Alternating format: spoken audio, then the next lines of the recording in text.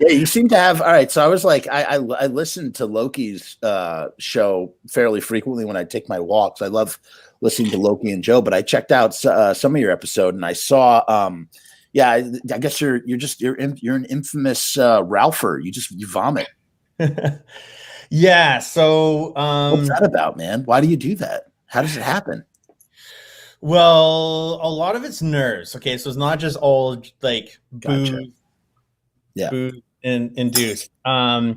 So yeah, like when I was touring with Michael Graves, like they would like set their clock to it. They'd be like, "Oh, it's like 15 minutes to stage time. How he's puking again." It's just I don't know. It's just like a nerve thing, and like it would come up, and then oh man, it's been ridiculous. Like sometimes it happens on stage. Like I definitely in Phoenix, I think I puked in Nim Vind's guitar case while we were playing.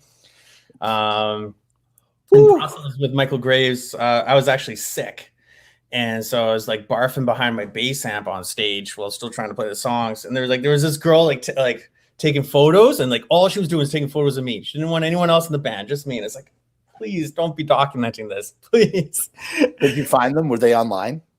No, I haven't found them. Oh, now I would be like stoked on them, but at the time, yeah. I was like, fuck.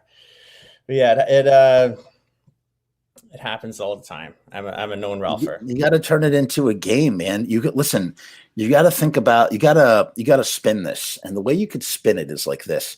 You know how Guar, like they shoot stuff at the audience. It should be like part of a Nim Vind show should be like getting barfed on by Howie, man. Like, and you know what you do? Like, you get on Instagram and you're like, "Hey guys, what's going on?" And you start like downing like food coloring and like oatmeal and like swirling it around in your tummy, and then like you get on stage and then like it's just you're doing your thing and Nim's like all right, and then all of a sudden you just barf on the first row of the audience. You just put it in the rider, like let people know. Disclaimer, make sure to bring whatever Guar does. I'm sure Guar, they have some sort of thing, or it's like known, if you're in the front row, you're going to get sprayed with foam. Splatter zone.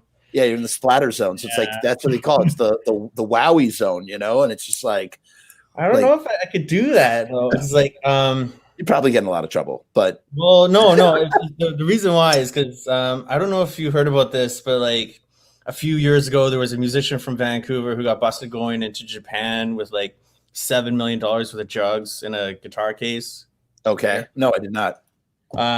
Anyways, he was the singer for this band called Cumsock, and they were a punk band from here, and that was their shtick. Like he would barf on the audience. So it's like I don't know if I could like take it from him. You don't want to ape his gig. I mean, that then you're really getting into Gigi Allen territory there. It's like, is it about the music or is it about the shock? And if you're doing the shock, do you even need the music at that point? Is the music? I'd rather it be like spontaneous, just like like I'm known for bleeding, and like my hand will be covered in blood, and I'll bleed all over my bass, right?